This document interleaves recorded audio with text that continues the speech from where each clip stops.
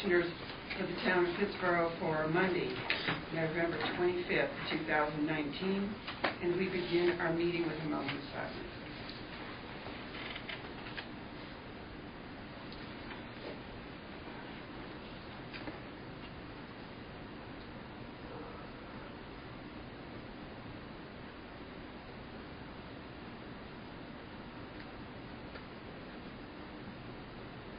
Thank you. Jay Farrell, would you lead us in the Pledge of Allegiance? Certainly. Would everyone rise for the pledge? Pledge allegiance to the flag of the United States of America and to the republic for which it stands, one nation, under God, indivisible, with liberty and justice for all. Thank you.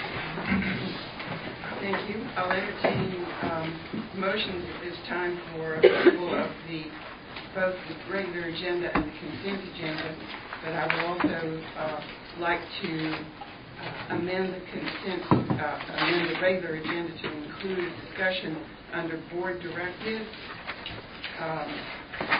There were none scheduled, but we would like to discuss inclusion of the Town of Pittsboro in a Tree City, and this is an initiative brought by Bette Wilson Foley, who will discuss that with us this evening. Is there a motion to approve the agenda as amended? I'll make a motion to approve the agenda as amended and to incorporate the changes to the minutes submitted by Commissioner Bonds. Is there a second? Second. Those in favor, please indicate by saying aye. Aye. Those opposed, motion carries. And that's both as to the regular and the consent agenda. There are two public hearings on this evening. Is there a motion to go into public hearing? So moved. Second. Second. Jay Farrell. Michael made the motion. Jay Farrell second. Those in favor, please indicate by saying aye. Aye. First, and Victoria Bailiff will lead us in the matter of the overnight accommodations in heavy industrial area. Thank you, Mayor.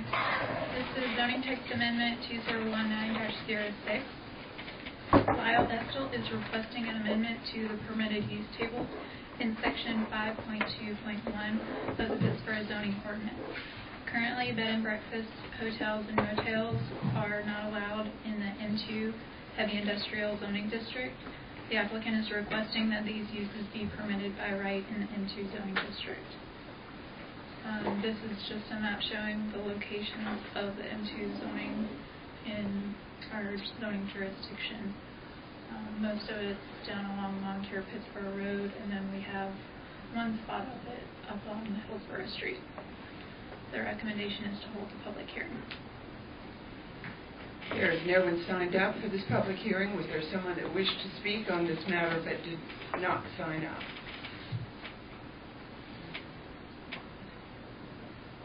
If not, then we will proceed to the second item under public hearings, a perimeter boundary transition public hearing for Thales Academy. This is for site plan 2016-06-A01. Thales Academy has proposed a major amendment to their previously approved plan to construct a private school north of Thompson Street and east of Pittsboro Fire Tower Road at 200 Vine Parkway. Major amendments cannot be administratively approved and must go through the site plan approval process again. The amendment to this plan is interior to the site and property lines are not to be changed. The subject property is located in the Chatham Park PDD within 500 feet of an exterior boundary. The Chatham Park Master Plan states that for land uses allowed in Chatham Park that are identified as permitted by special use permit only in the town's zoning ordinance, when proposed within 500 feet of the perimeter boundary, shall include proposed perimeter boundary transition treatments with the required site plan applications. In these cases, the town's review of the site plan and perimeter boundary transition treatments shall include a public hearing. The Town of Pittsburgh zoning ordinance identifies the school as a use which requires a special use permit, and as the proposed site is within 500 feet of an exterior boundary, review of the site plan must include a public hearing. The southeastern boundary along the cemetery requires a 10-foot type B buffer, and the southwestern boundary bordering the rear of the lots along Julianne and Thompson.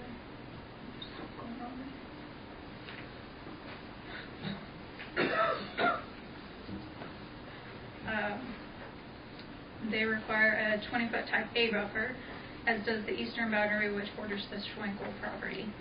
The applicant is providing a 30-foot type A buffer along all of these exterior boundaries, in addition to leaving some of the existing vegetation.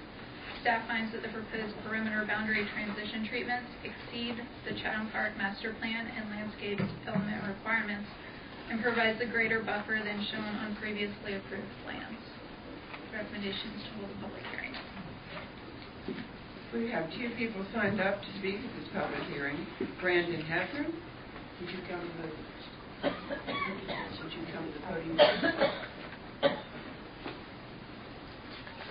Hi, I'm Courtney Landau. I'm a landscape architect with Stewart, and I'm here on behalf of the applicant just to talk a little bit about the project.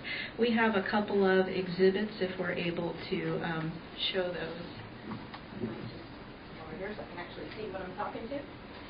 So we provided a quick little section here to show you what it will look like through these transitional buffers. And before we move on to the section, I just wanted to mention that the changes that we've made, as Victoria mentioned, are interior to the site. And they are more or less aesthetic related to provide better visual frontage from the street and a more attractive frontage. We've also removed the ball field that Staley's no longer needs because most of their kids play club and rec sports off-site. And so by removing that, we're reducing visual noise and light pollution, things like that might occur from activities at night. And as Victoria mentioned, we're still providing the same buffers that we were showing before, and those are greater than what is required. We have a 30-foot opaque perimeter buffer on the eastern and southern sites when we're only required to have 20 feet of perimeter buffer under current code. And we are also providing, in addition to the canopy trees that are required in perimeter buffer, we have 14 understory trees per 100 feet, even though under current code we're only required to have 7. So a lot of the improvements we feel are an improvement to the site. We've moved the schools forward for greater frontage. The elevations of the schools are still the same, so if we go to the next slide, which shows our sections, you can see that on the south side, the existing homes are screened from the property through all of this vegetation, which averages 50 to 60 feet throughout the property, and they're below the berm, which surrounds the retention pond or bioretention pond.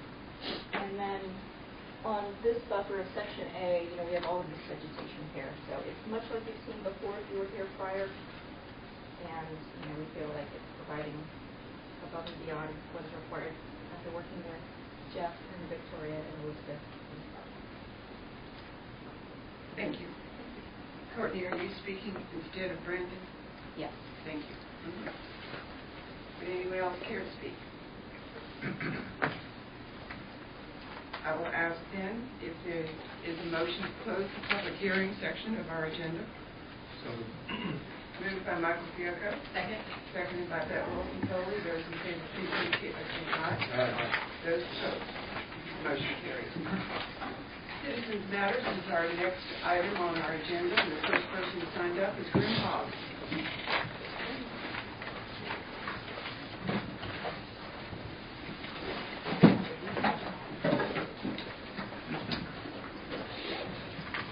Thank you for the opportunity to speak a little early. Obviously, debilitated at this moment, but I'm dependent on a ride for my life. But I appreciate the opportunity. I just want to say a few words. I know later in this meeting, Stephanie Bass is going to speak on behalf of the Parks and Recreation Group and about the parks. And I want to speak specifically to Lewis Freeman Park which you created. We're really excited about that.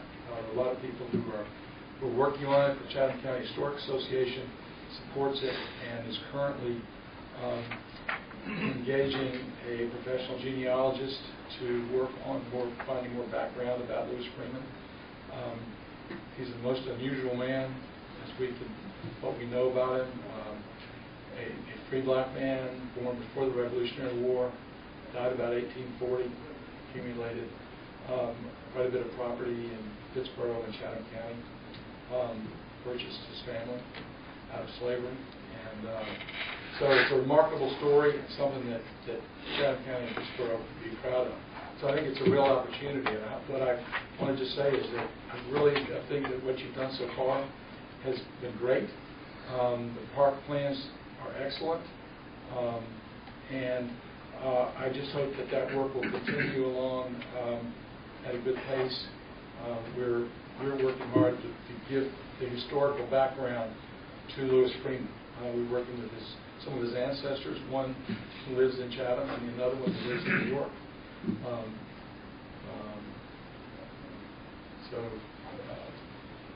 Anyway, it's an exciting thing, and just would like to encourage you to keep parks going, especially Lewis Freeman.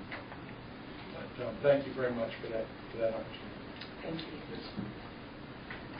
If that's okay with you, I'm going to say goodbye. Yes. All right, thank you.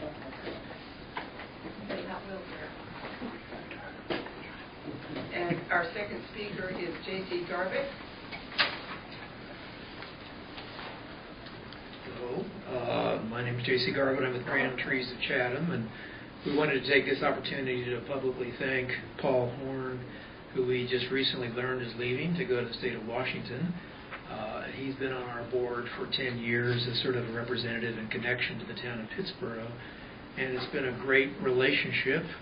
We've been able to take citizens on walks throughout Pittsboro and see the grand trees of Pittsboro and educate adults and children, and I think it's been a really great engagement. And what we really want to do for us is, in addition to thank Paul and wish him well in his next journey, but also to let the town know we very much want to encourage and maintain a relationship in some capacity with individuals from the government or advisory committees, however it seems to make the most sense. But I think it's a very useful and constructive relationship, and we're very happy to maintain it and want to just get that out in the public so everybody hears that.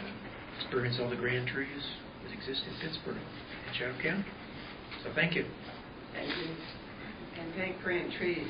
I know I had a tour a few years ago, and it was just absolutely fascinating. And Margaret Tiana led me on a tour, and it was just a fascinating couple of hours. Our next matter on the agenda is Commissioner and Manager update. First of all, I would like to take the opportunity to say that today I met with the Capstone public policy students that had interviewed me and several other people here in the community.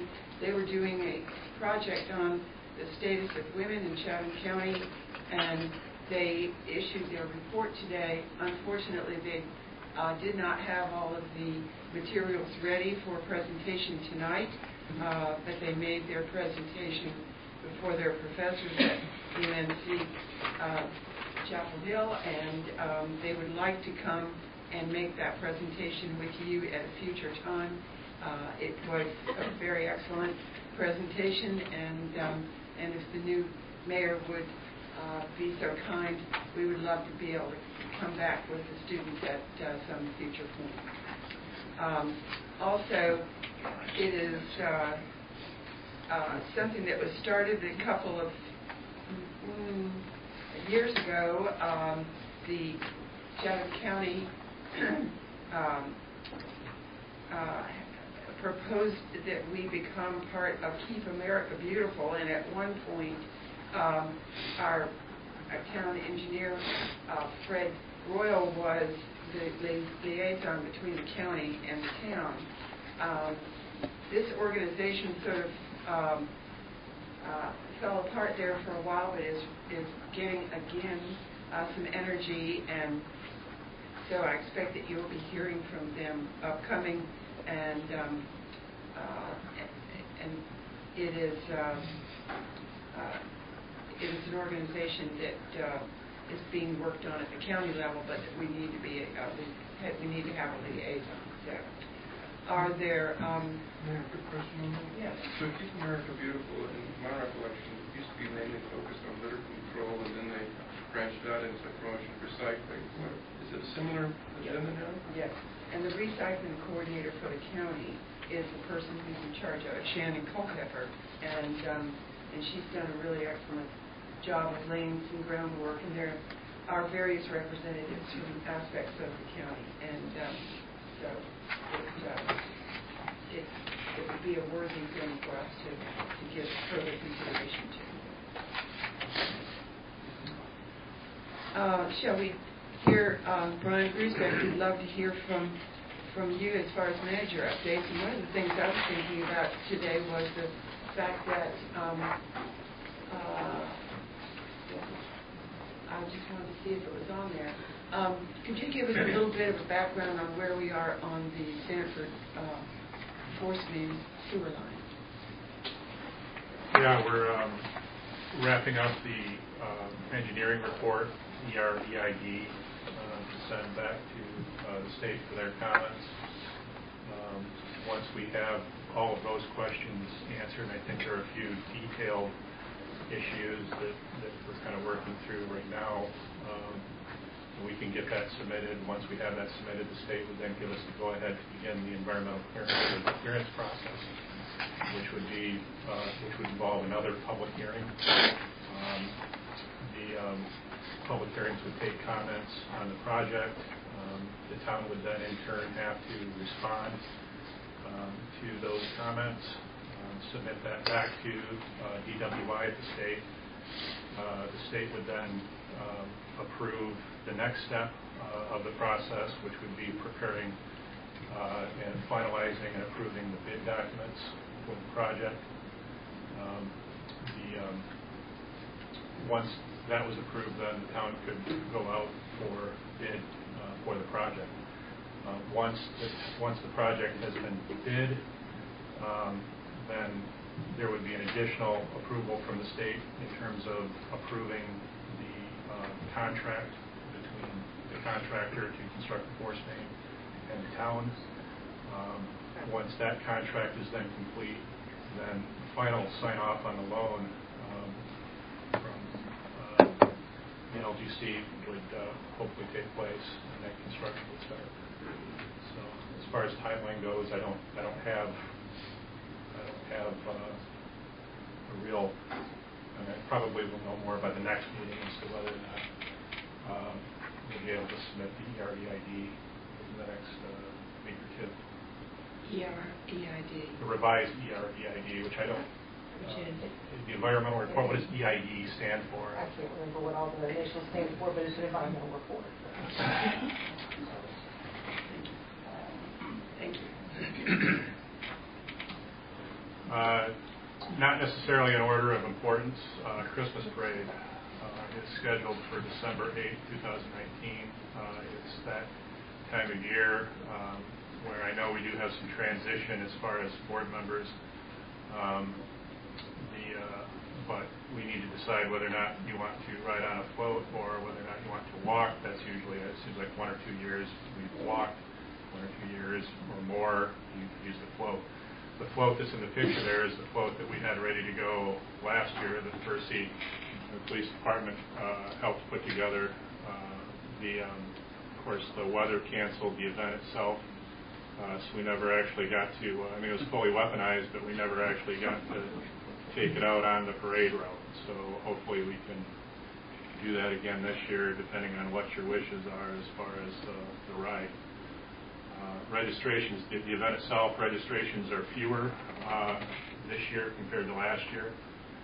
But last year we had a really late run of registrations, so I would expect that to happen again. When is the deadline to register? Next Wednesday. I'll be happy to make a post for Facebook. Okay.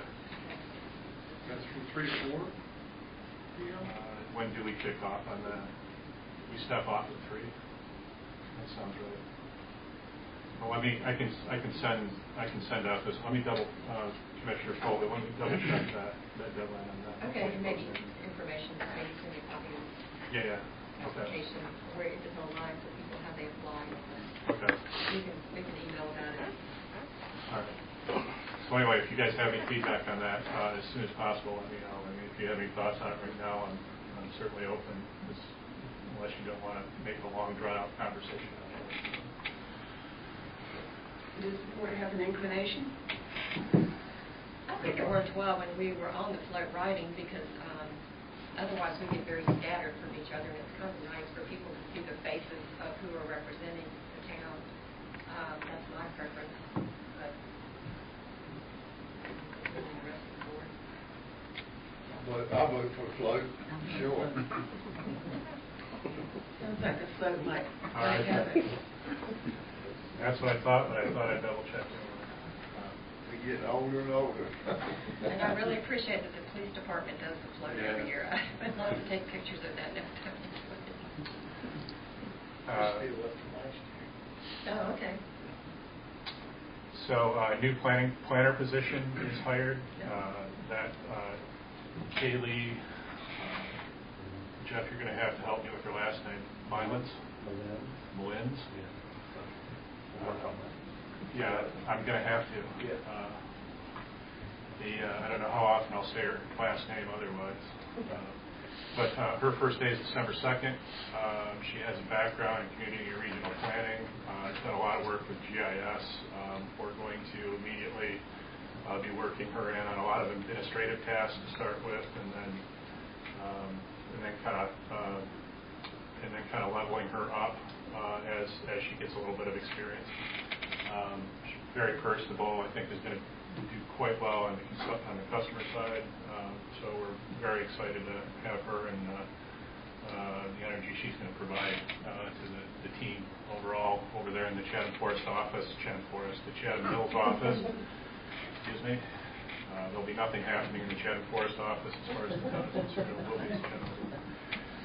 So anyway, we'll look forward, and around December 2nd, if you're in the neighborhood, be sure to stop by and say hi to her.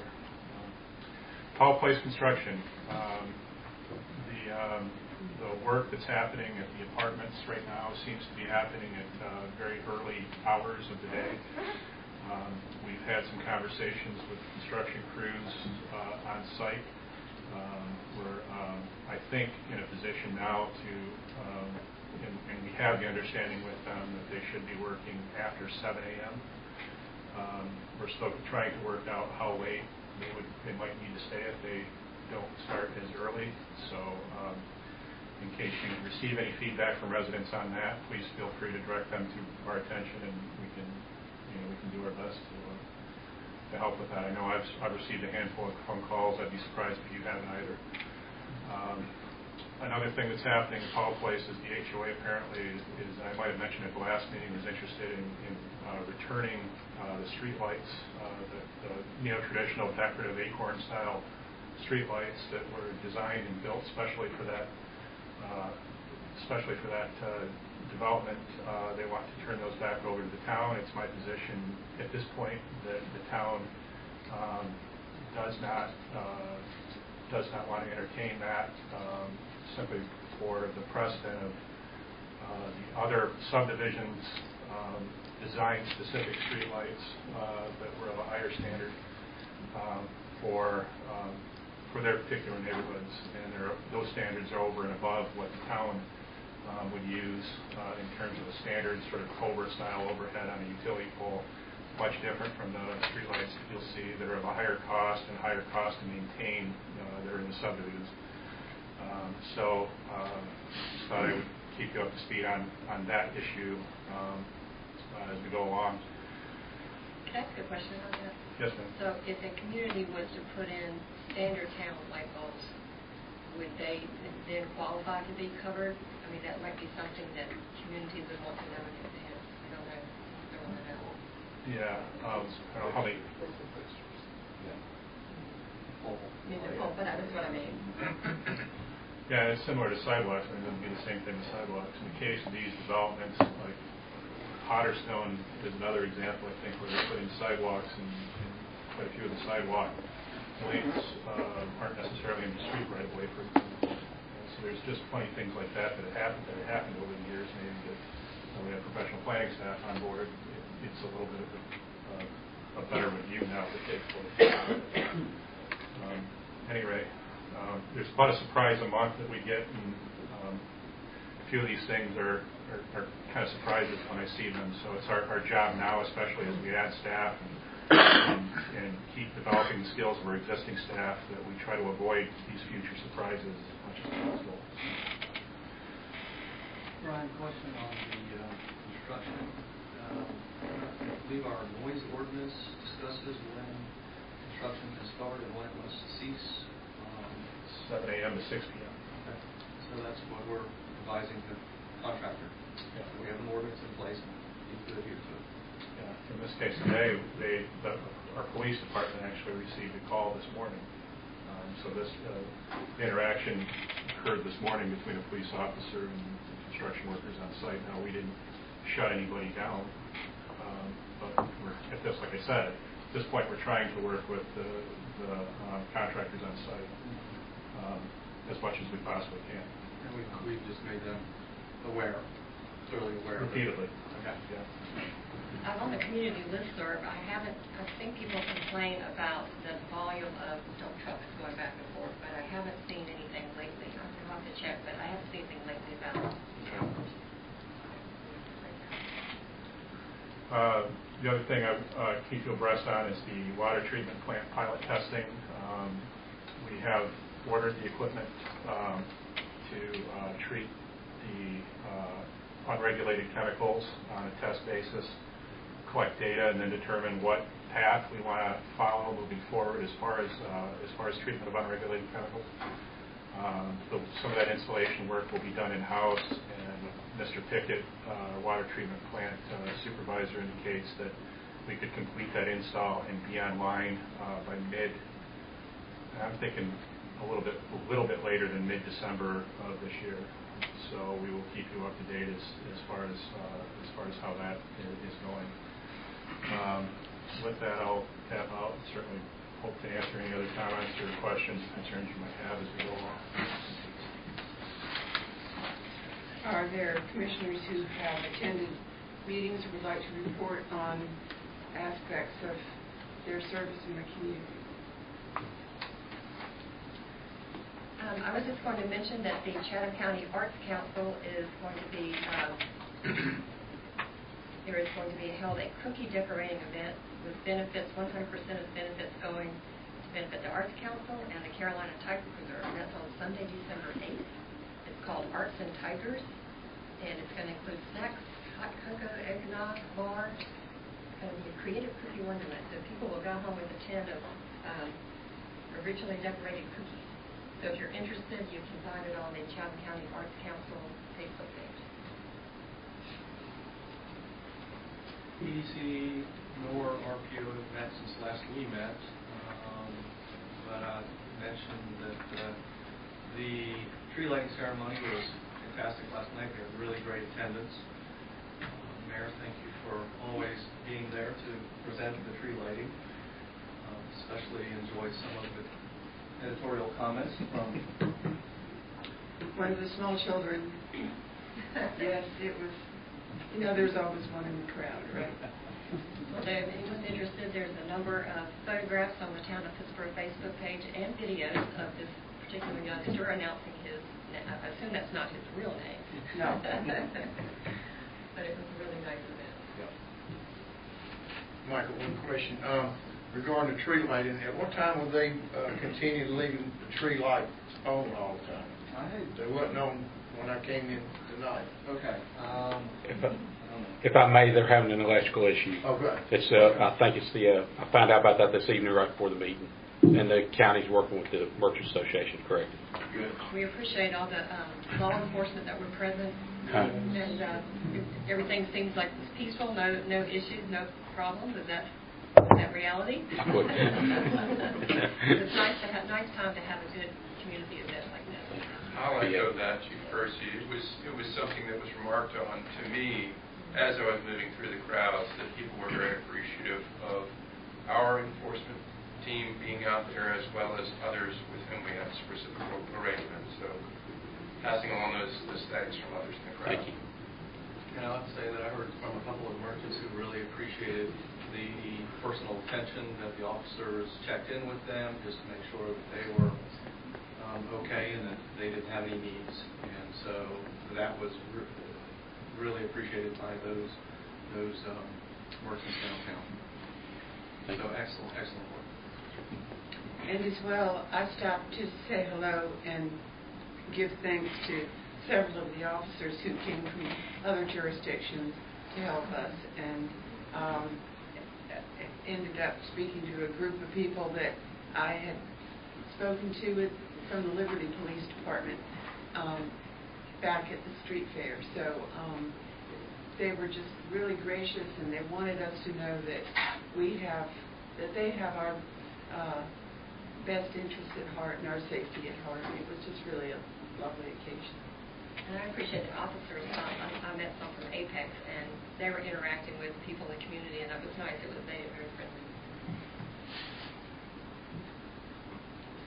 Any other reports? All right. Our next agenda item then is the appointment of the Water Quality Task Force. I'm sorry. I'm so sorry. Old business, Pittsburgh ABC Board applications for the vacant board position. You have been given in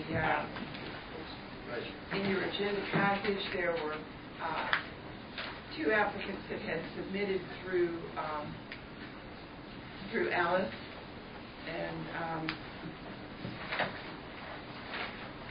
and then also Pam Cash-Roper had indicated that when she spoke last week that she would be interested as well, but there was no application received. How does the board wish to proceed? How many vacancies are there? 1.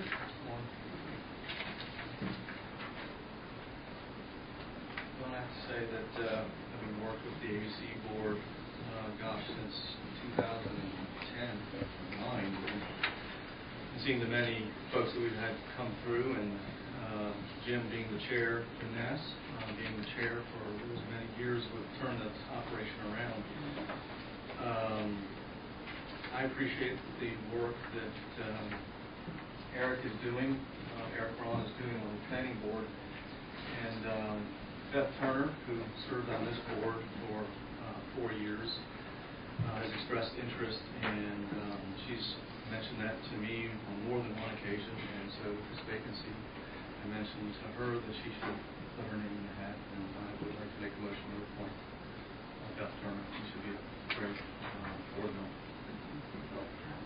I would like to second that motion. Moved by Michael Fiocco, seconded by Pamela Baldwin.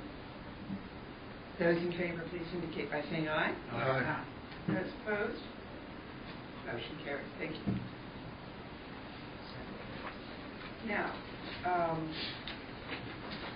we have the appointments to the Water Quality Task Force. I emailed to the board this afternoon those people who have committed to serve and have expressed not only the willingness but also an interest in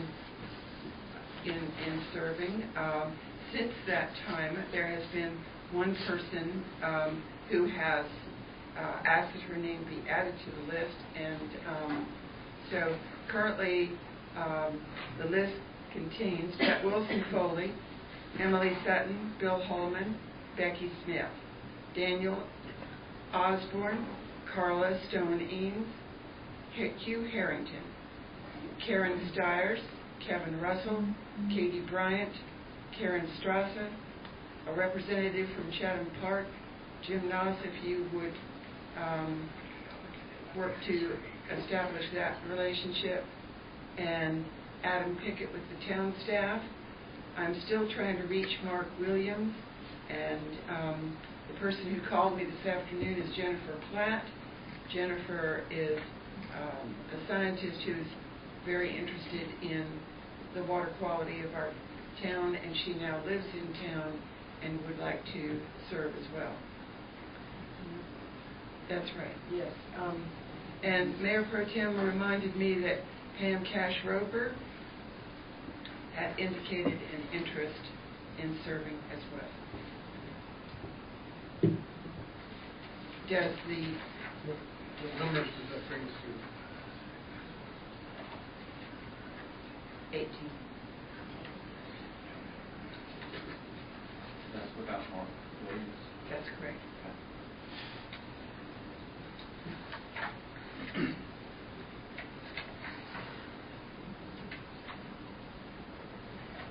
No, actually, that's incorrect.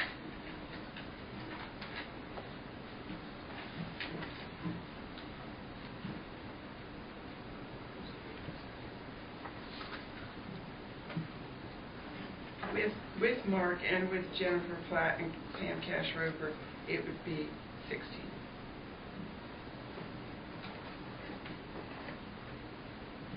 And I've agreed to facilitate the task force.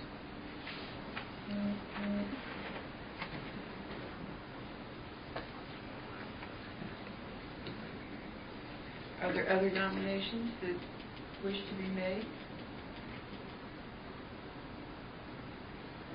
Did we ever, Larry, did we ever get set on a certain amount that we said one time up to 20, and sometime that's quite a bit.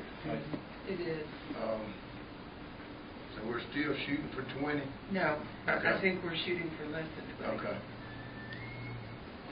What about the number that we have there? Is that not sufficient? This number gives us fairly broad representation. I think that it has some people within the jurisdiction, some people within the ETJ, some young, some old, some experienced. It has 2 representatives from each, John Bonnets and Michael Fiocco, who I do not know, but their resumes were lovely. And Jim Noss has recommended Hugh Harrington to serve. There are people who have familiarity, and there are also people who would be joining the task force as a sort of hoping to become involved in more town events.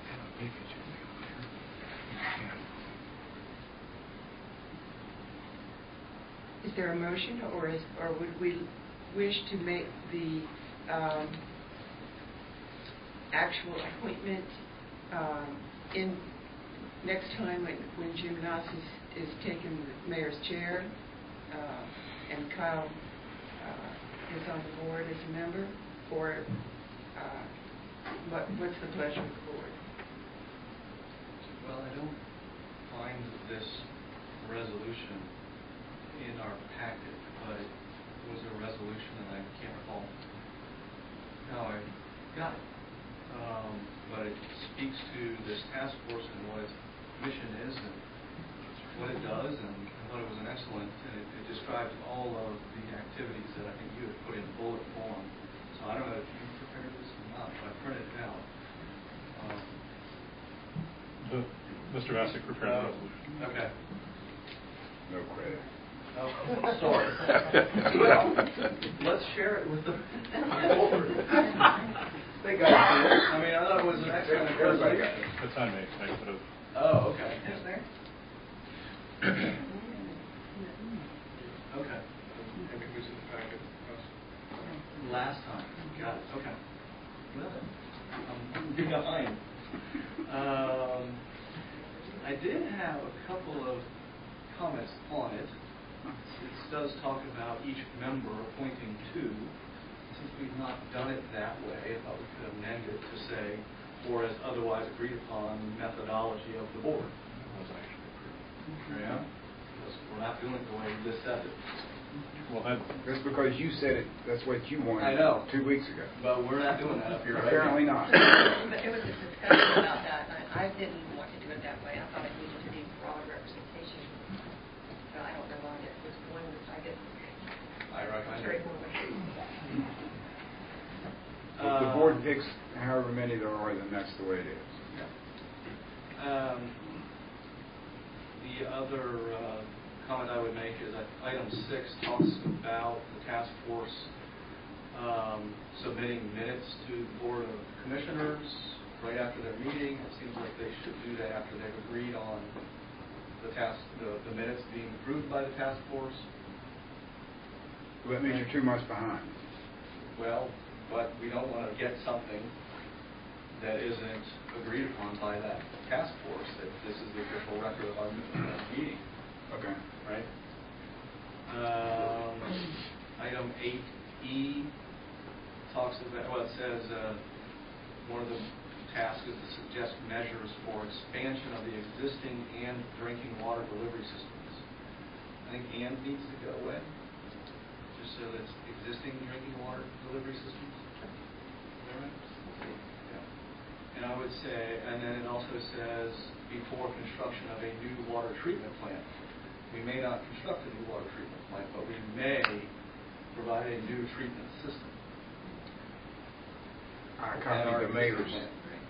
I copied the mayor on that. Oh, okay. Well, I would just simply say "or treatment system." So it would be a new water treatment plant or treatment system. And with those changes, I would make a motion to approve. Moved by Michael Fiocco in his red pen. Is there a second? Second. Those in favor, please indicate by saying aye. Aye. Those opposed, thank you very much. Mayor, thank you for your leadership in this. Thank you. I'll look forward to making reports back to you on the occasions of our minutes. So we'll approve the final list on December 9th? Yes. If you feel that there are any inequities or whatever, if you'd speak to me in the meantime, that would be excellent. Okay? Good. Thank you. Do we have your copy with the red pen on it?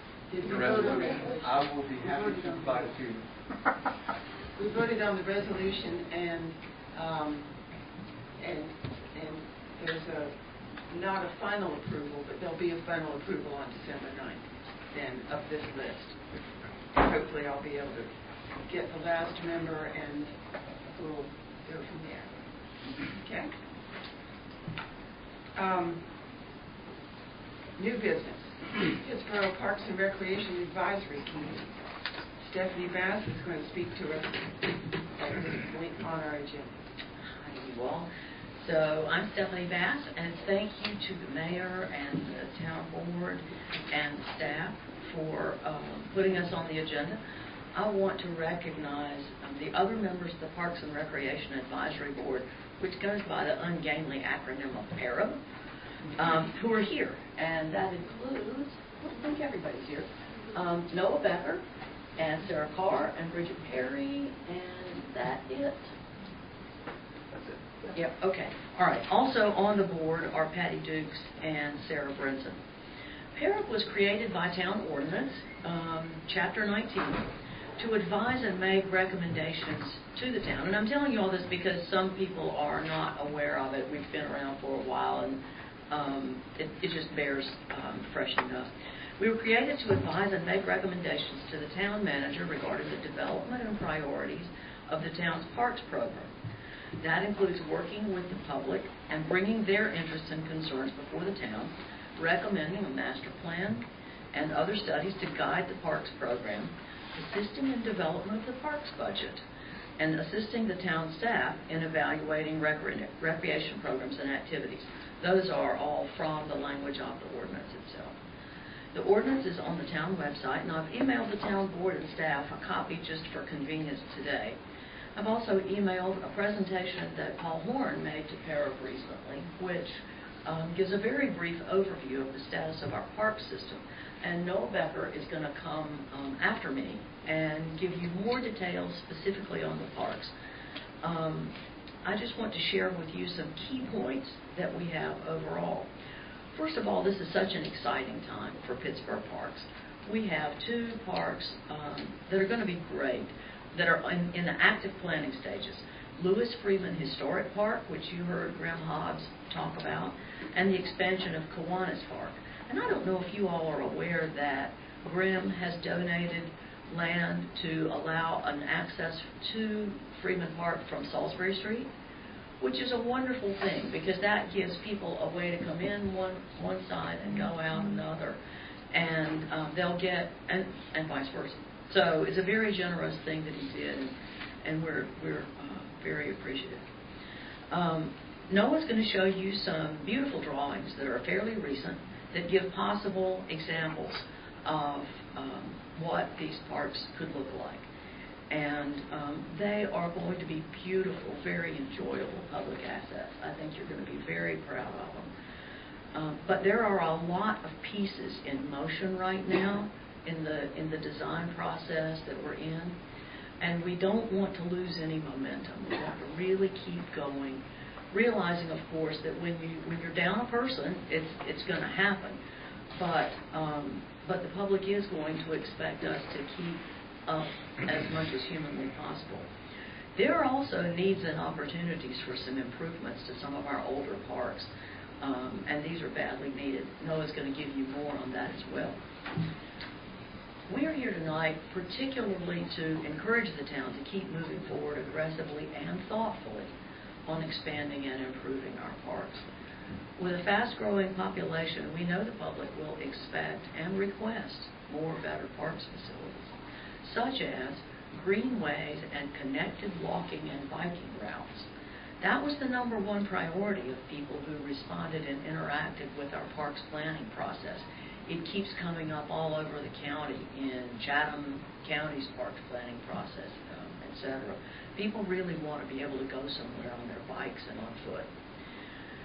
We believe Pittsburgh needs a full-time dedicated parks planner to keep all the pieces moving on down the line. We just feel like the town is of the size and going to be of a size where that's going to be necessary. Our current town staff, who are very good and dedicated public servants, can't possibly keep up with all that which is underway now, and more is coming that they're going to have to do.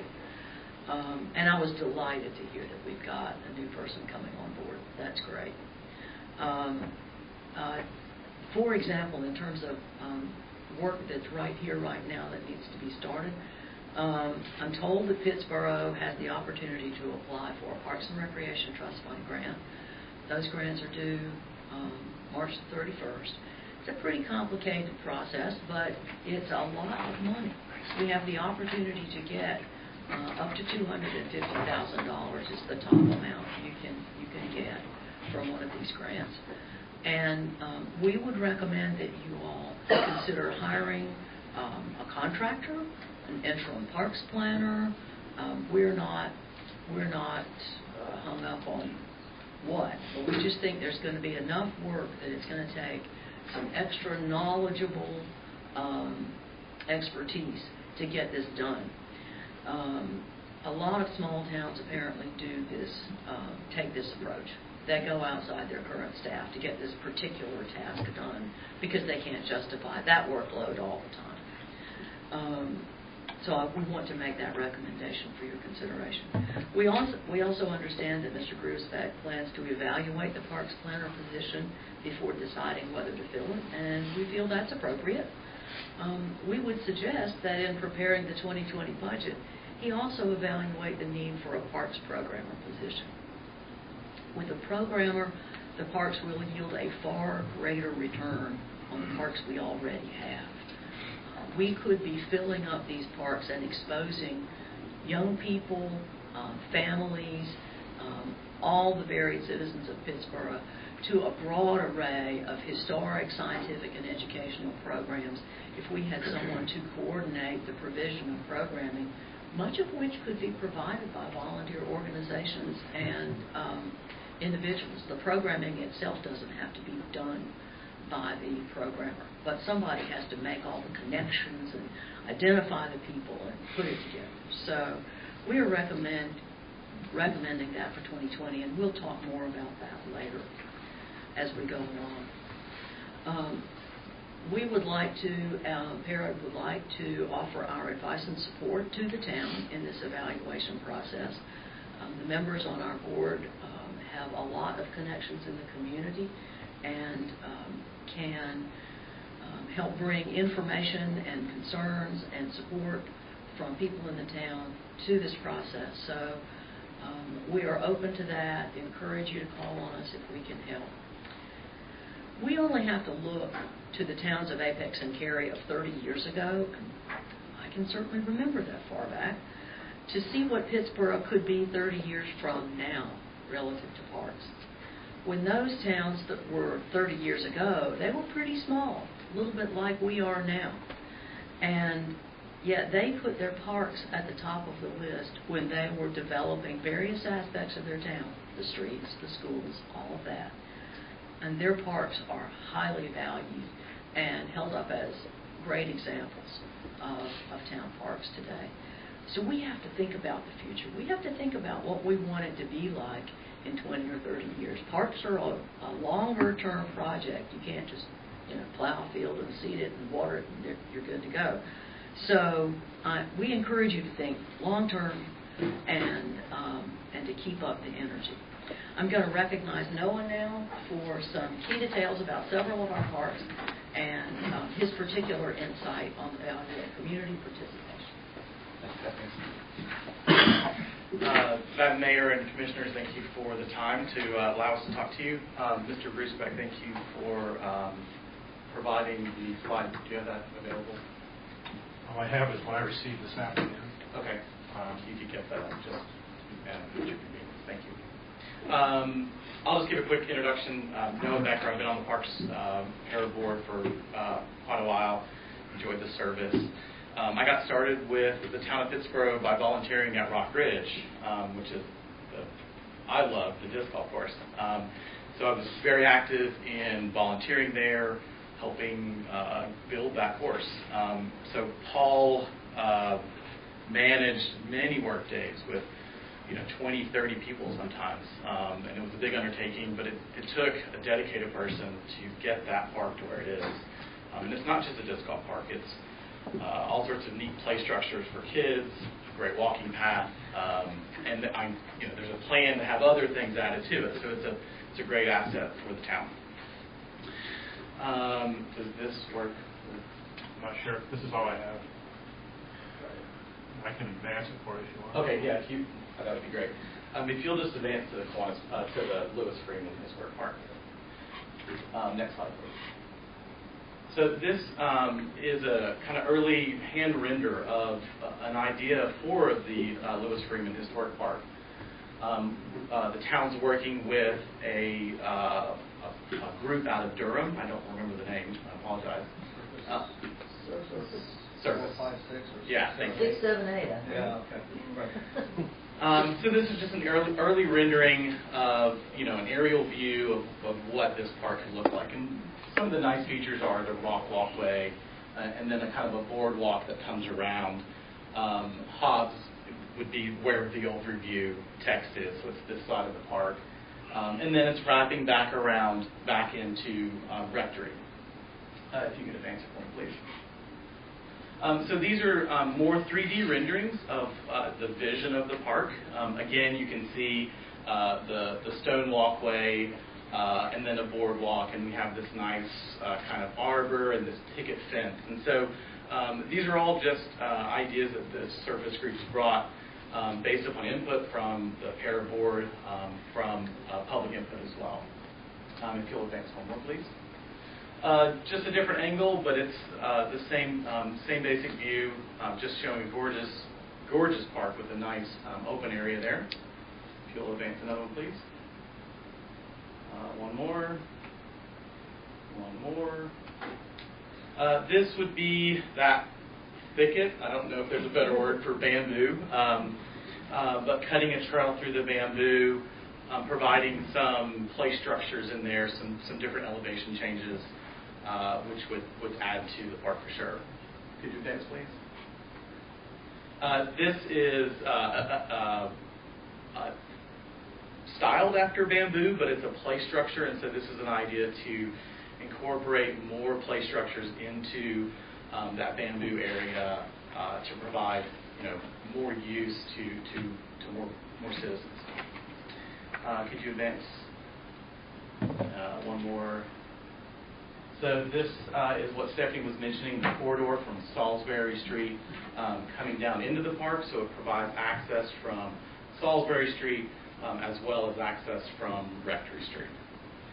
If you could advance it, please. So this is talking about the sale of the wife of Lewis Freeman, where he purchased her. So we're really wanting to incorporate the history of Lewis Freeman, the history of that area, into the park. And this is a lot of the work that Grimm's is doing with the Chatham Historic Association. If you could advance, please. We also want to incorporate artwork into this, and so looking forward to come up with a group of people to look at what art should be in there. If you'll advance. This is some local, I believe some of these are local artists, options of and portfolios that they have so that we can go and look and see what kind of art we could have in this park. Next slide, please.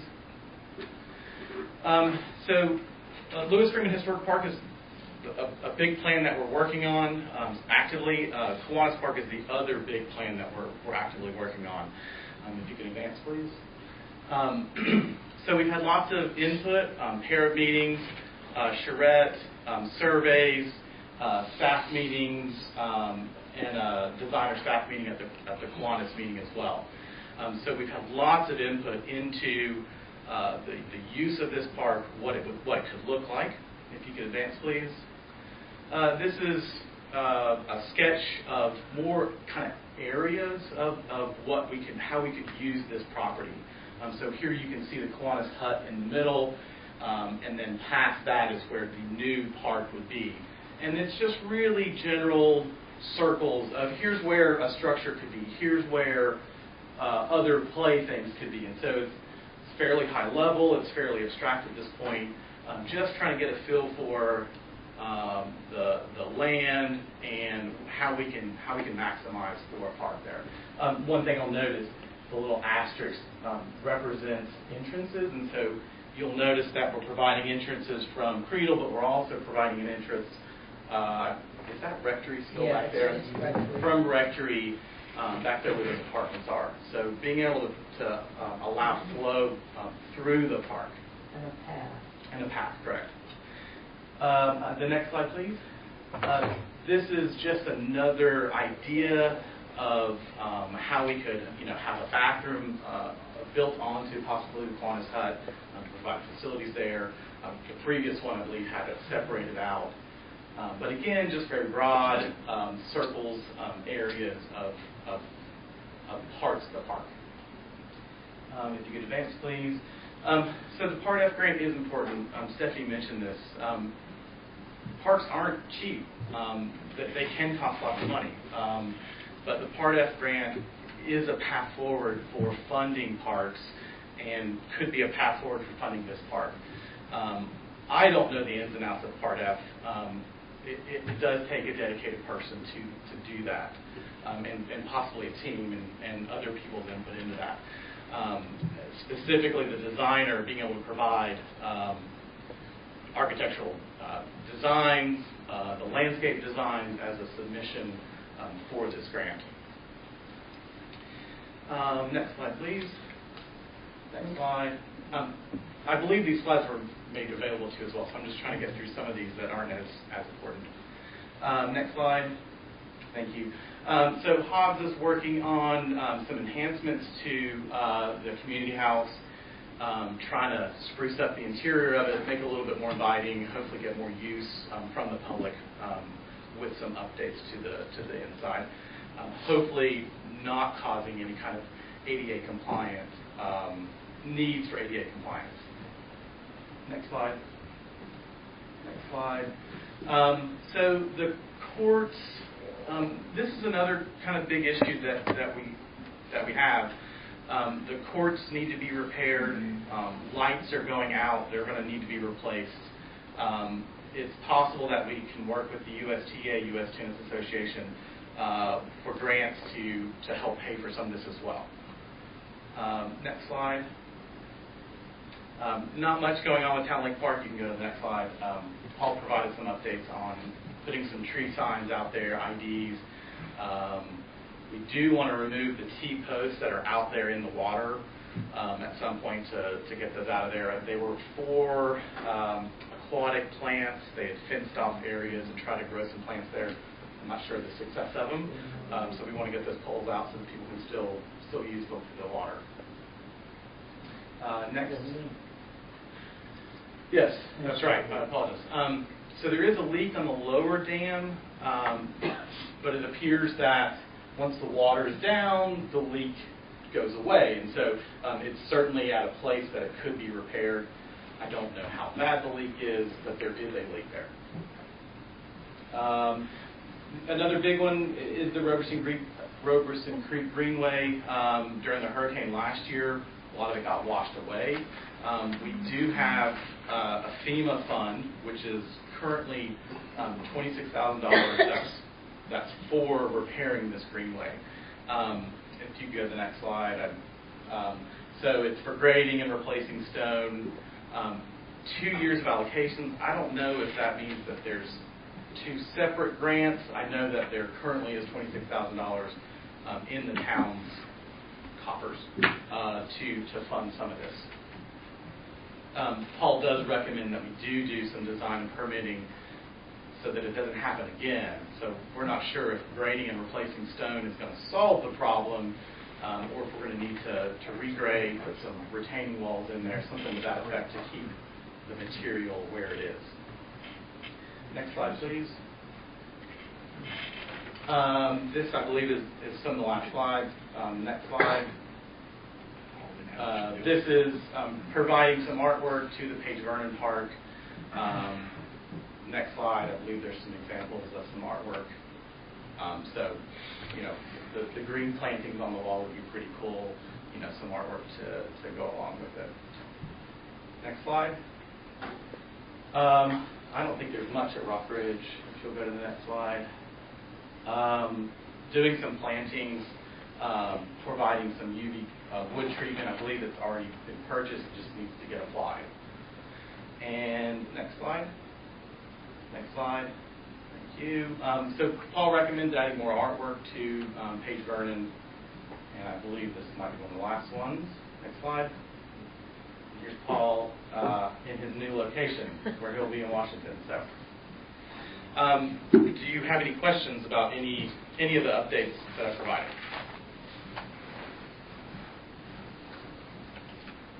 There's a lot to one digest. question. On one of the slides you showed the walkway. Was that down at the Greenway at Robertson Creek? It seemed like that right there? Yeah. Yeah. So the where is that concrete? located? If the concrete plan is here, see if I can.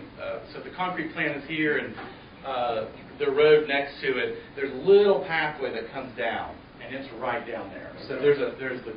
I don't know the name of that creek. I don't think that's Roberson Creek. It ties into Roberson Creek, but that's a walkway over the smaller secondary creek. And that's got washed out. That's not got washed out. The walkway from 15501 to there is rutted out. It's been washed away. There's been some ATVs that have been running through there. So there's it's rutted, and a lot of that stone has been washed away from the hurricane. Would be able to take a base carriage or a wheelchair or a child learning to ride a bike. You couldn't even ride a grown-up bike through there. Yeah, I have been down through there. I believe at one time we had the little small blue rock on it. Is that correct? Yeah. Not much there now. Yeah. Yeah. And I enjoyed the Town Lake Park when I was getting ready for my trip, and used that park walkway a number of times. There's a lot that really needs to be done to that park. Right. And some of it is simple maintenance. Some of it's just cutting the grass there in the soccer fields. Right. But I guess I like it so much because it was one of our first parks, and it's a beautiful park. It really is. I mean, that lake is amazing, and it's used. Lots of people fish out of it. I've been kayaking in it. It's a great place to take kids to go hiking because it's small and easy to get in and out. I've been in there on the Sunday, there's lots of people using it. It's really The nice. soccer fields are absolutely Lots of used. different reasons. Yeah. And a Absolutely. lot of people don't realize that there's a secondary entrance there at the end of Diane Street. Right. And that really makes it very convenient and a good pass-through for people that are looking for a good long hike. Correct. Well, just watching your presentation, it's just a reminder of what wonderful parks we have. And going to miss Paul, he's just had such a Absolutely. vision. But it's really exciting. I think all these parks deserve board support, and they're just lovely. I'm very proud of Pittsburgh's park.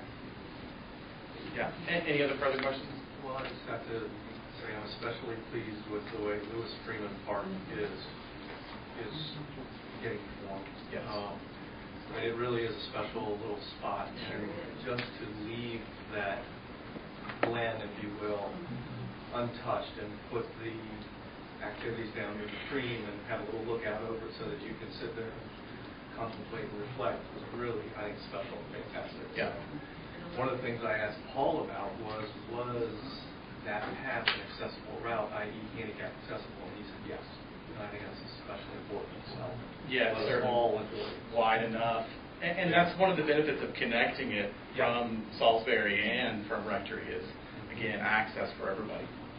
I love the art there too, the climbing structures that could pass for art, and I like how it's in keeping with the environment there. Right. There's a bamboo, whatever you call them, those little bamboo forests is very magical, and that's exciting too. So on the idea of art, the Main Street program has been working with the designer to come up with a little library that we plan to put in the Pocket Park. So, Oh, cool. Yeah. Great. And A little library. a little library, and it's looking really nice. They do.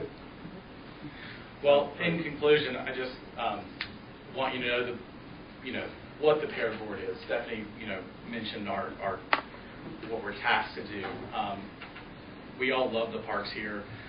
We all want to see them successful, and we're here to help you, and we're here to advise you. I hope that moving forward we'll have more interactions and more conversations about parks. And I would enjoy sitting through meetings and discussing with you. So thank you for the time. Thank you, Noah. All right, thank you. Our next agenda item is that which was added to board directives, and I'll turn it over to Bette Wilson Foley for her to discuss the Tree City program.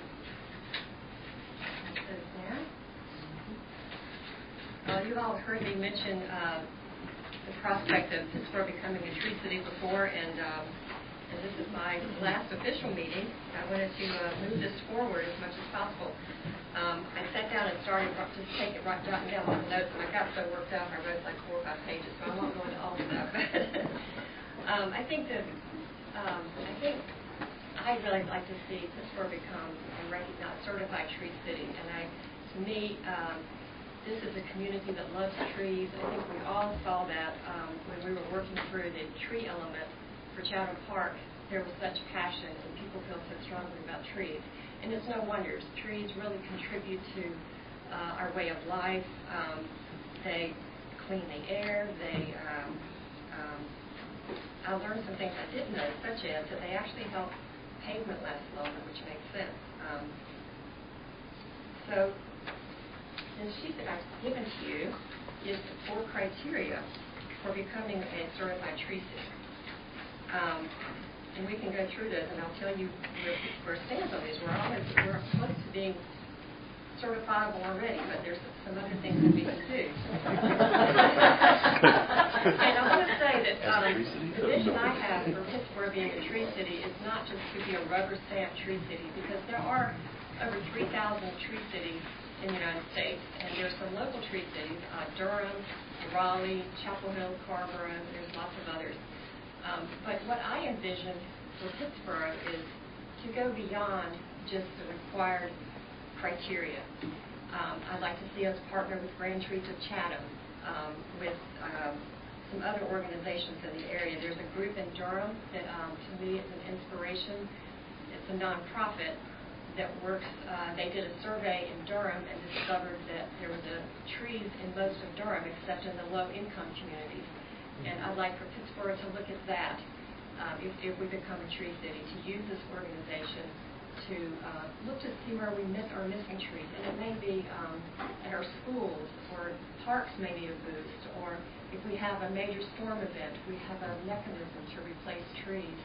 I'd like for us to step it up and really do it the Pittsburgh way, go all out on this. So back to what I was going to say.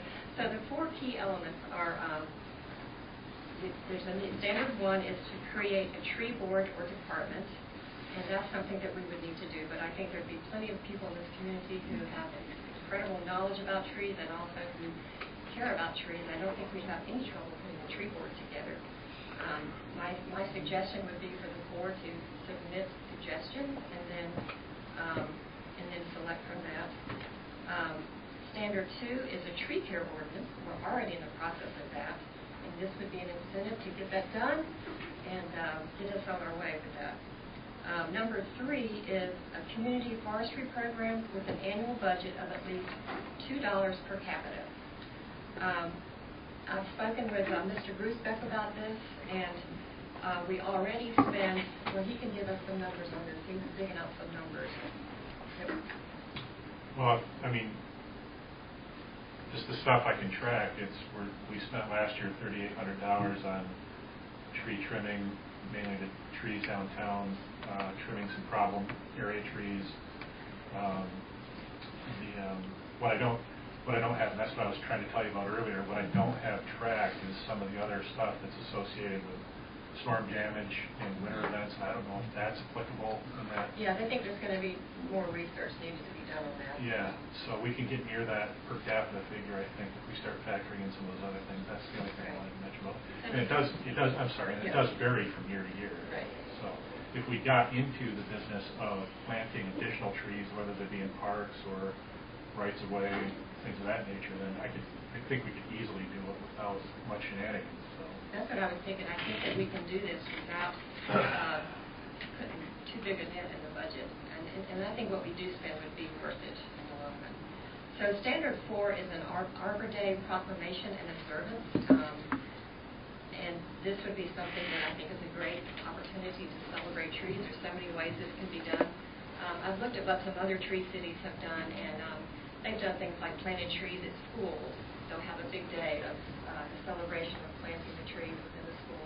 There was another community, this is all in North Carolina, another community that was badly hurt by a hurricane, and they planted 1,000 trees through this organization, because you can also get reduced prices on trees through this organization. There's lots of different things you can do. You can raise awareness, you can have an event, there's lots of different things to do on that.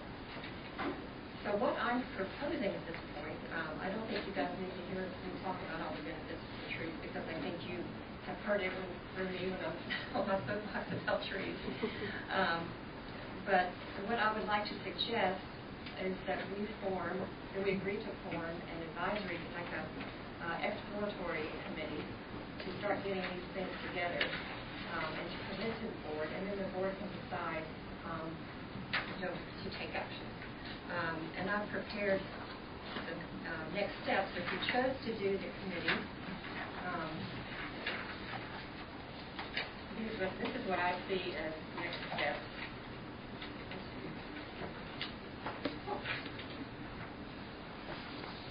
The next steps would be included for the board and staff would be to approve a proposal to create a committee to explore and take steps toward becoming certified tree cities, to complete and pass the tree ordinance, to submit potential candidates to serve on the Pittsburgh Tree Board, and then to select members to serve on the tree board, to vote in favor of applying for certification once all criteria are met, and complete and submit the application.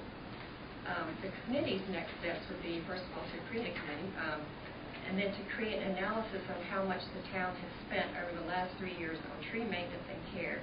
Compare this to the amount of spending that is required to earn Tree City certification, which is $2 per capita. And this would be in partnership with staff.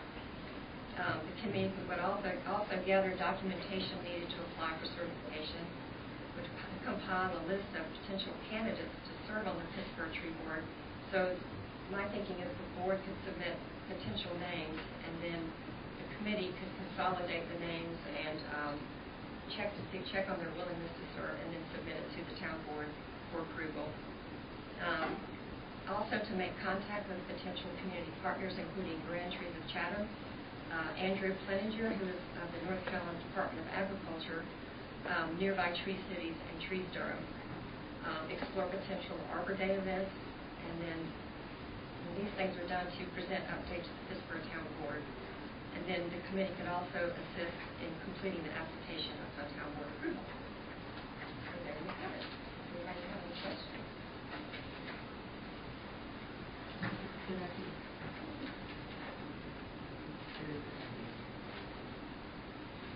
What a wonderful legacy to leave to the board. Thank you. Yeah, I think that kind of our logo is the holly tree, and or it features the holly tree, and kind of our brand is we have a lot of trees. We're blessed with a beautiful tree cover and tree-lined streets in our downtown area, and I think this is a very reasonable outline to start exploring things without commitment. And Commissioner Foley, would you be willing to lead that committee to explore these items? I have nothing to do right after this next meeting. Would you like to say? I think I'm already getting busier. Probably going to be busier than I was. And Mr. Drusbeck, what do we estimate that per capita would be? What, $9,000, $10,000, somewhere thereabouts? It depends on which population estimate you use. The census puts our population at about 4,287. The state uses one that's higher than that. It's like 4,400. So in this case, you times that by $2 per capita and map it out. So we were, some years we would, I think, be there without breathing hard. Other years, like this one, I don't know, even though we had a hurricane. And so that's the thing too, is we don't, I'm not real clear. I mean, I think we can use weather events within the framework of that application, but I don't know. I don't mean to get too deep into the weeds on That's the it. kind of things we need to explore to find out exactly what's covered, because I think really if you even counted planting trees in parks, that may count. I don't know. Yeah. So that's the kind of thing that the committee would just kind of iron out all these little details and find out what the $2 per capita means. And when you had mentioned that to me, really, that's why I said planting the trees, I think, is a great way to get to it. When you had mentioned that to me earlier today, I mean, in the last couple of years, I'm trying to think of very many trees that we've planted, and I feel kind of bad about that. So I think a tree planting program, I mean, those are things I've worked with in the past, and that's a really easy way, and that's what this is really built for, is that sort of activity. And also, I learned that once you become a tree city, you actually qualify. You can qualify for grants. And when there are grants for planting trees, communities that are already considered tree cities are given priority over ones that aren't. So, and there are actually even some grants through the Arbor Day Foundation. I also think there would be people in the community who might be willing to donate. Especially if it's in low-income communities or in schools, I think people would really get behind it. And from what I've read, when you do community tree plantings or schools plantings, it really brings the community together. We get organized and get the whole neighborhood involved, and I think it can be a real kind of bonding experience to plant trees. I spent 1 year living in Raleigh and participated in a tree planting organized by that city's tree organization. We used to have garden clubs in Pittsburgh, and it was mostly women in the community who were homemakers, and they chose to beautify the community. I can remember, areas being planted by the local garden club, and we could transfer that some of that lost art to various areas. Grand Trees do any planting or just identify the big beautiful one? Well, we were, I'm getting permission to speak, that's great. So we were just talking about this in the past year about expanding our mandate because we've actually been generating more funds from the sale of the Naturally Chatham calendar. So we ended up with a little bank account. And so one thing we were thinking we could do would be to help support tree plantings and some wherever that makes the most sense. And so, yeah, this is something we've just been thinking about in the past year. And the other thing, I don't know how many people know, but the Chatham County declared November as Arbor Month. And Arbor Day kind of started in the north, where trees are planted in the spring, whereas in this part of the country, it's better to plant springs in the fall, which is an interesting kind of idea. So the Arbor Day, I'd be interested to know one of the 4 criteria, if they would allow Arbor Month maybe to emerge. That would be an interesting idea. Thank you. Well, by putting it in the particular place where we put it, this discussion would be a board directive, which to me sort of gives greater oomph to the idea of continuing to keep this as a directive that the board will continue to pursue and add to. So that was one thing that we wanted to do tonight, was to make the introduction. So does the board approve that this would be a board directive on an ongoing basis? Yeah. Do I need a motion? Yeah, motion to approve that this be indicated as one of the board directives ongoing as the board declared as far as the trees. Thank you. Is there a second? Second. Seconded by both Jay Farrell and John Bonnet. Those in favor, please indicate by saying aye. Aye. Wonderful. There's none. Excellent. Well, thank you. Commissioner concerns, updates, and reports. As we go through this, let me just say that we have visiting with us tonight Laura Mendelson, who is a member of the Governor's Club community, who's been with us since 6 o'clock tonight. She came in to learn more about the community and more about the town board and its initiatives. And thank you, Laura. We've enjoyed having you with us tonight. And this is the kind of citizen input and citizen interest that we need to garner more of. And Laura admitted to me that she was very sad that she couldn't vote in the last election,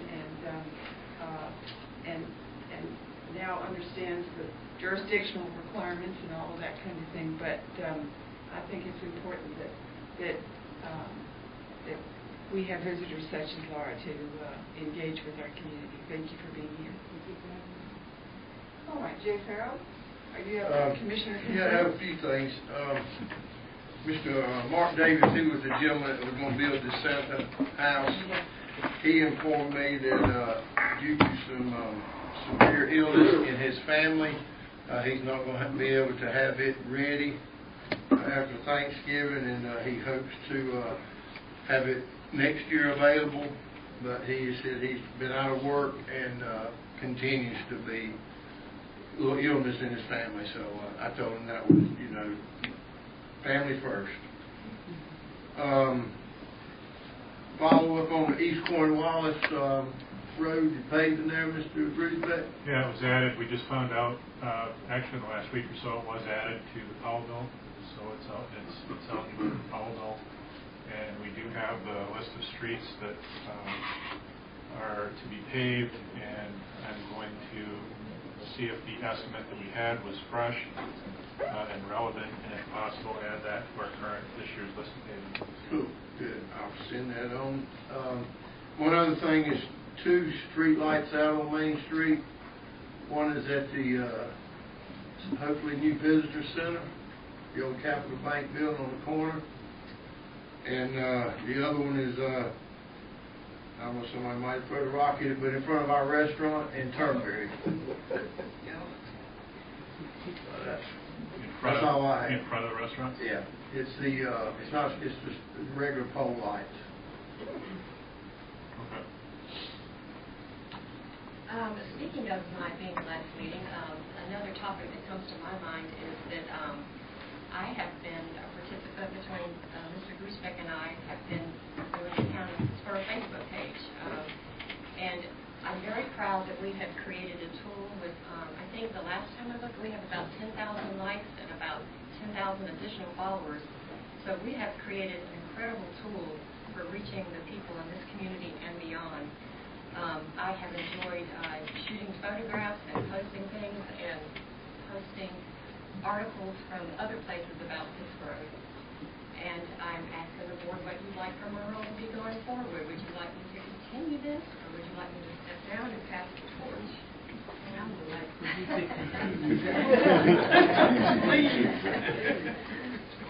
well, I'm open to your suggestions. If I'm no longer on the board, you might want to give me some guidelines about what I should and should not post. I really try to do features and let Mr. Gruesbeck do town business. So if there are ideas that you have of what you think my boundaries should be, let me know. A former mayor brought up an issue when I posted something about Chatham Park. He complained that I was promoting their business. And to me, it raised an interesting issue, is that I often will do pieces about, especially new businesses in town. I often do features about businesses, and I'm thinking, is that a problem for the town potentially? Is it choosing favorites, one business over another? I mean, I'm kind of curious what the board thinks about that. I know if we have a new restaurant in town, I'll go take pictures, and they'll get thousands of views, and it really helps them get started. But I'm concerned about, I don't want the town to be perceived as picking favorites. And so I'd be interested in knowing your thoughts on that. I particularly tended to help the small business owners, but also I don't feel like it's fair to exclude Chatham Park when they're doing things. So I would be interested in hearing your thoughts on that. To me, that was an ethical question that has come up, and I didn't have a clear answer to. I can see both sides of that issue. So, I don't know if you want to discuss that, or if you want to email me, but,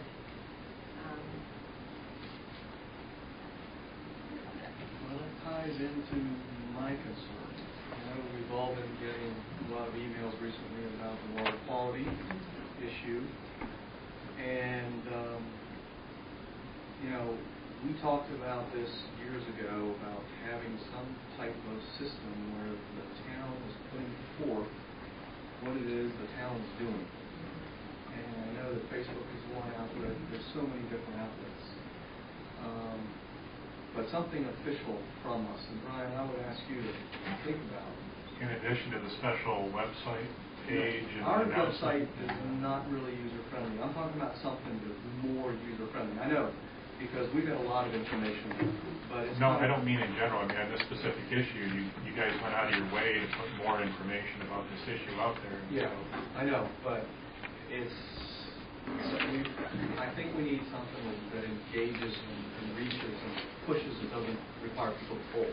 Yeah, So, I have that. okay. Yeah, I would love for us to develop a system and use that system because, as far as... Yeah, there really is. I mean, I hear what they're saying, and they just have a real desperate sense of urgency and need to know that we've been thinking and we are working. And I would like for us to disseminate that information in a more user-friendly way than expecting somebody to navigate our website to find this information, because I think it can be problematic. maybe the need is to have a person who can write a brief summary of what happens at our board meeting, so we don't rely just on what the media has to say about it, so we can, but I don't know who that person is, whether it's an Well, intern we or- did, and there was a concern that it was being politicized. So I kind of stepped back from that relationship, that professional relationship a little bit. But I have no problem. I mean, I opened a Squarespace account recently just for this purpose, so I think there's a way to get that type of information out there, like you said, that's very basic. And I know Commissioner Foley and I talked in months and years past about doing something that, for instance, summarized meetings, for example, and putting that out in a very user-friendly form. No, I agree. I think Ron should manage that. Does it have to be run in some way? I'd rather it be me initially. So. I think once, we get into the new hall where we'll have video, that it will be an easier task to kind of push that out and say, if you wanted to see the discussion on the Paw River water quality, click here and you would go to the video. Whereas I know a lot of municipalities are doing that, so we'll have that ability, but that's still, I don't know, a year and a half, 2 years off. So. Yeah, the agenda management software can open up, I think, a lot of materials. Once we get there, we'll open up a lot of materials, a lot of media to people in ways that aren't currently available. The stuff that, a lot of communities, I'd say most communities, if you really want to look out at what other communities have in terms of the information they put out, I'm confident that we put out more information than most communities. We don't put it out maybe in a way that's as user-friendly, as you said, as some other communities. Other communities, every other municipality has a better-looking website than we do. There's just no doubt about that. We do need a new website. But they're not putting as much information out on those websites.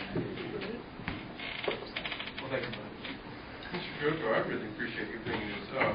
I confess that I have felt I really struggled on this one particularly because in my training on board governance and the appropriate role of an elected board, the appropriate role of hired staff or executive leadership, my understanding is that our role, one of the most important roles, is to speak with one voice. And I haven't known what voice to speak with on this point because, as I've said before, I struggle that we are not responding with the urgency, in accord with the urgency of the matter. My understanding is that we're proceeding with a 6-month test, and we're proceeding apace with that. And then from there, we will build something which may take 3 to 5 years. And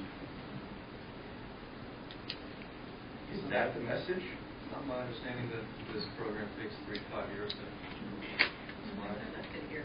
I'm getting lots. I guess someone put a post on the Palisades listserv. I'm getting inundated with letters of people who are very concerned, and they want to know what would happen if the dam broke. What would the town of Pittsburgh be doing then? And I think that's a great question. And they're seeing it with that same urgency. So it's hard to know how to respond. It's hard for us to say how big the risk is. We don't really know. So it's a very difficult question to answer.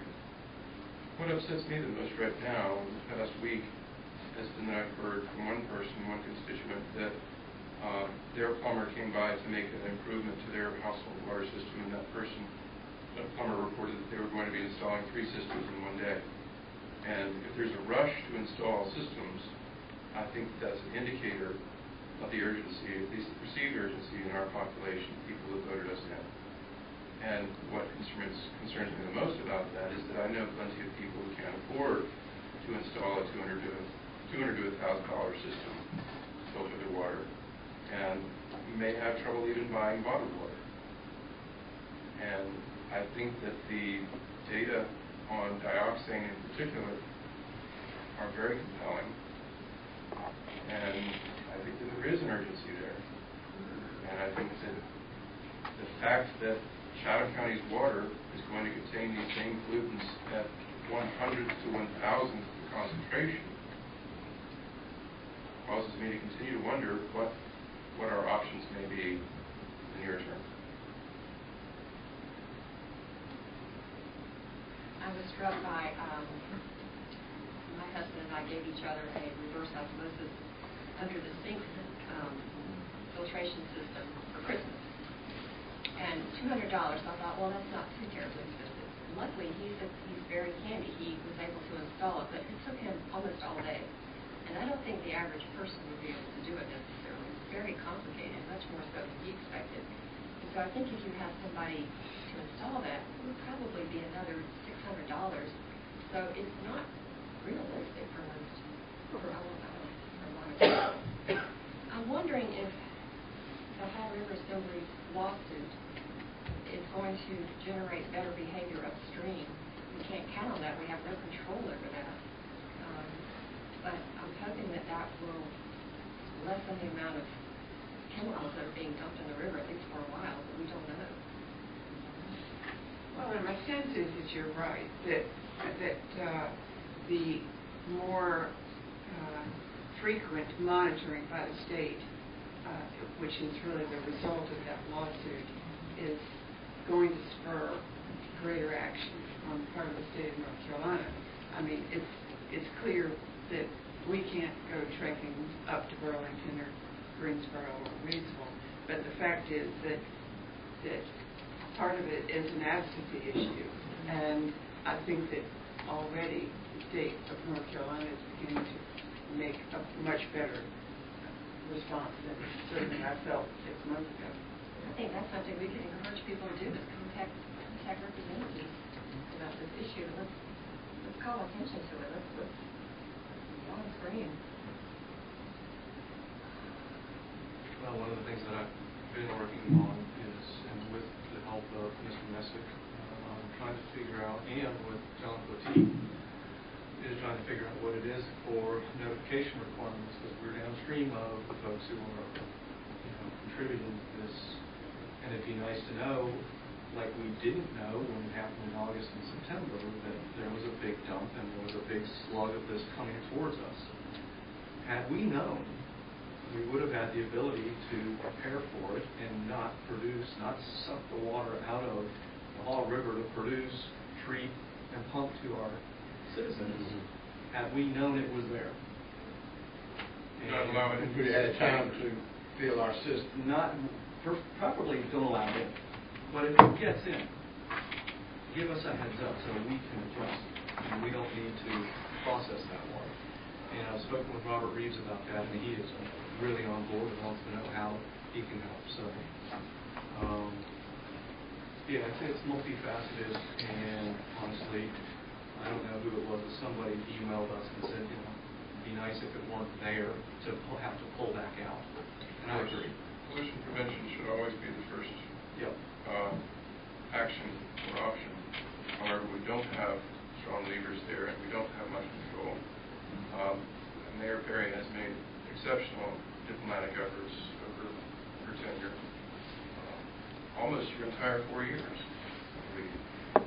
And I think there have been some wins. My understanding is that Greensboro did elicit some voluntary action from a couple of their polluters. And yet we still see the problem happening. And from the data that came out in, I guess, September on dioxane spikes, it looks like the record goes back to 2012 that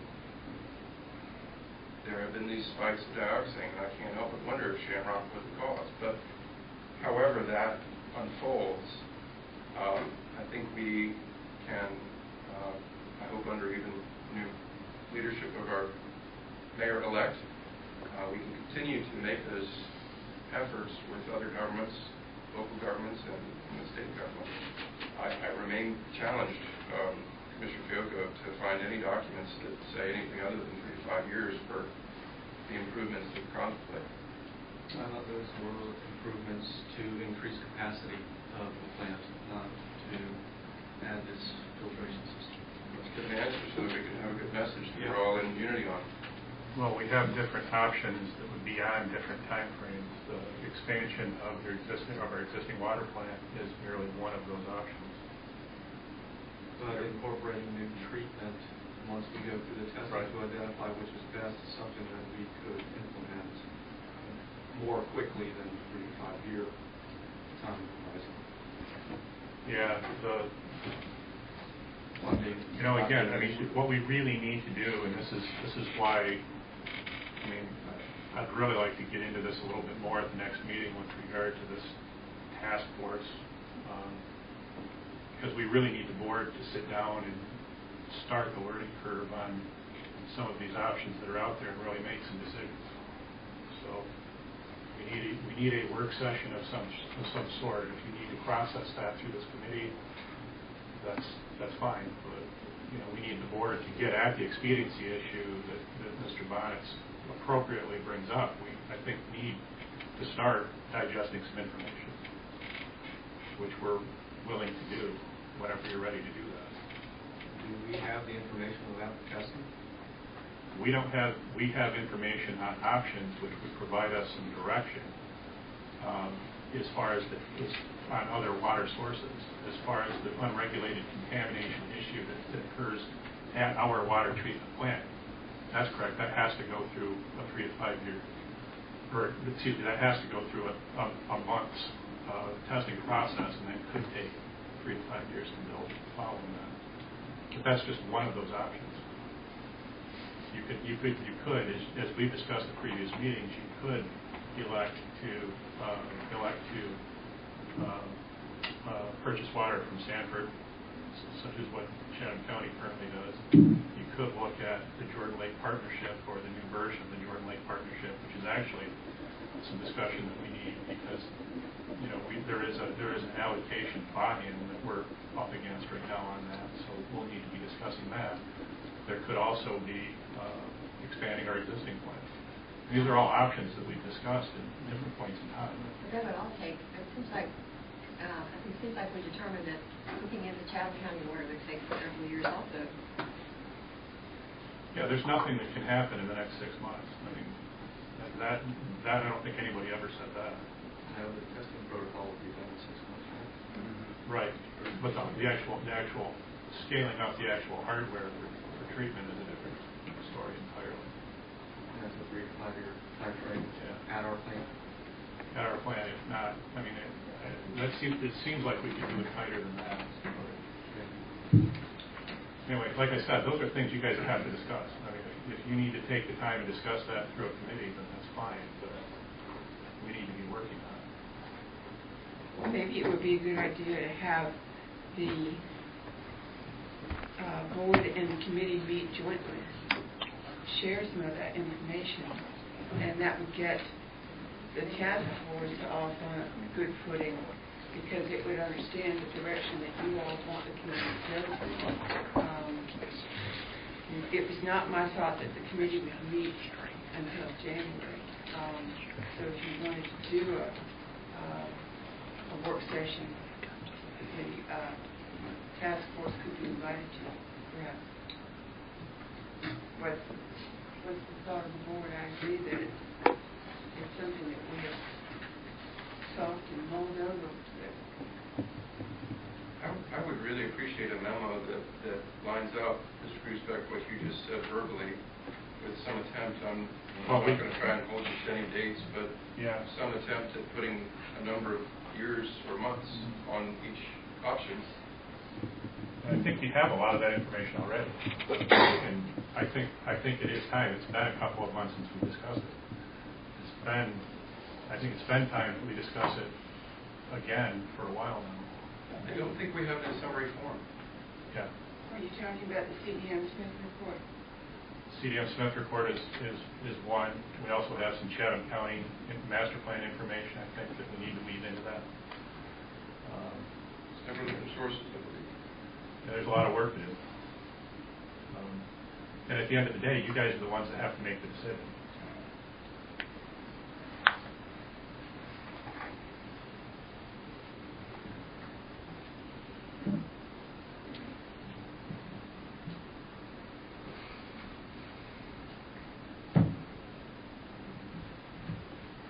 Feel like you would be in a better position to set that next meeting with the new administration coming in, or do you want to try to set something in? We can talk about it in a little bit more detail on the 9th. Was that the end of your commissioner concerns, Ben with Alden? John Bonnett. Thank you. Yes, Mr. Gruesbeck, how's it coming on responding to the HOA? I was asked again about that. Yeah, the HOA is, we have a response to them and get out tomorrow, actually. The issue, as you guys will recall from receiving the email, deals with the new residential component of Chatham Park and how it meshes up with Chatham Forest and with Fire Tower Road. And I think one of the questions that's asked is whether there's a street that actually hooks up with Cynthia Lane. And there is a street with a sidewalk that connects.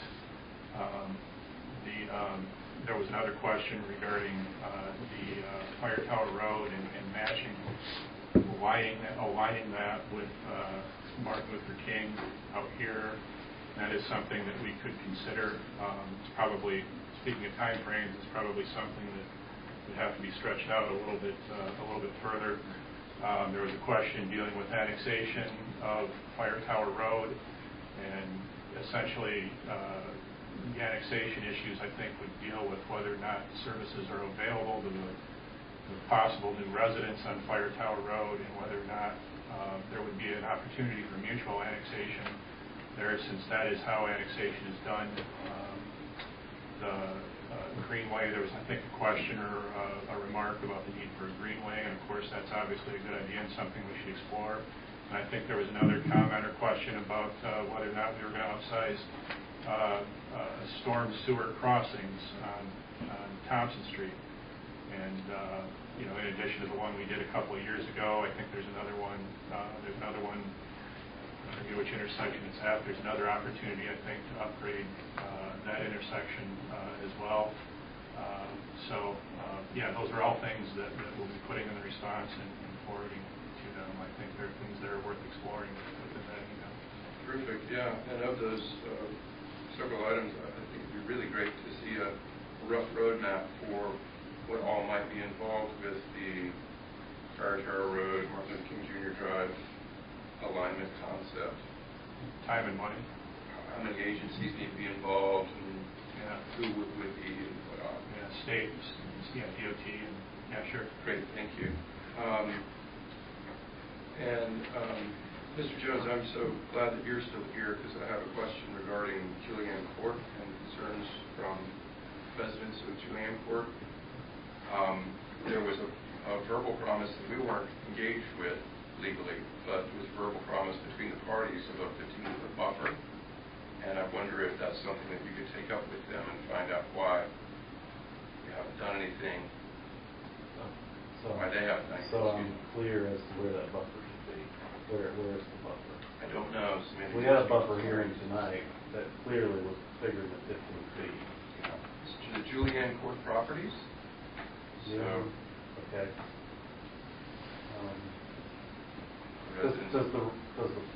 I'm just trying to understand this. We had a public hearing that had a buffer that was clearly bigger than 15 feet. It's the construction that's already occurred. They've already violated that. Okay. You didn't receive the email? I did not. Okay. No, I'm sorry, if there's an email that I need to I'm read so sorry. to understand context, please send it. I'll make sure you get that. Thank you. Thank you. Yeah, and we'll talk to that more. I appreciate it.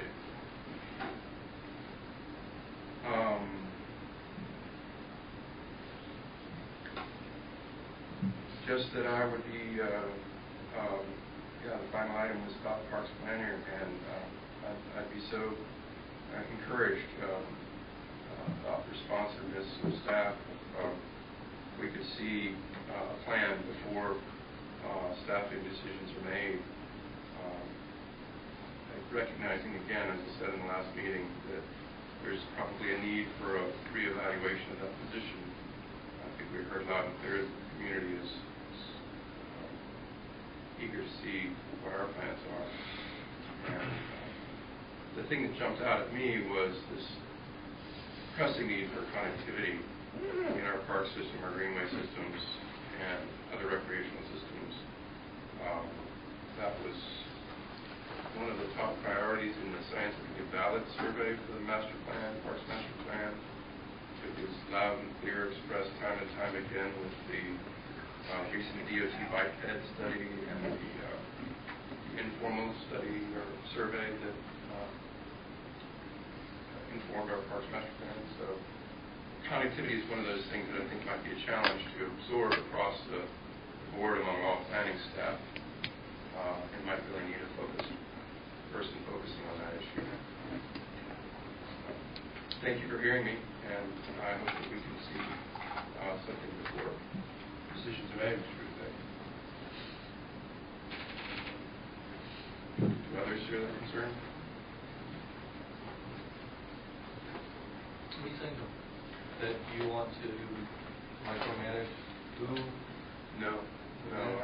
But I would like to see whatever his planning, whatever his decision is with regards to the position. What if I don't refill the position as it is currently situated? Then what would your reaction be? I think that would be a concern. Then I would like to know what is your plan to cover all these bases? Okay. So is it picking up consultants? Is it hiring interim or part-time staff? Or is it assigning those duties as part-time to another staffer? So I'd like to hear. It's very difficult to imagine that position not being a full-time position, full-time plus.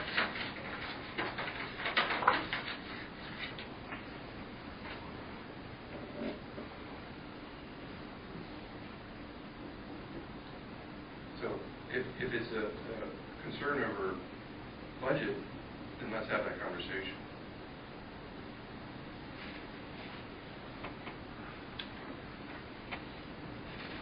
Well, I feel like we hired a town manager to take care of personnel issues.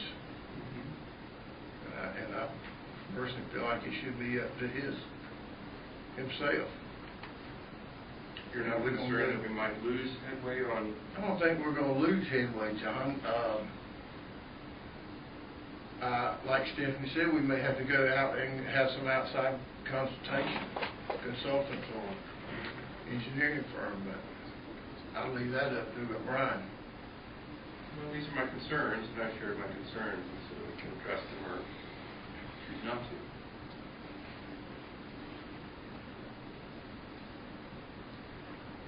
Thank you for hearing me. All right, are there further comments, discussions, thoughts? If not, I'll entertain a motion to adjourn. Not. By Pierre, so moved. Thank you. Seconded by Pamela Walton. Those in favor, please.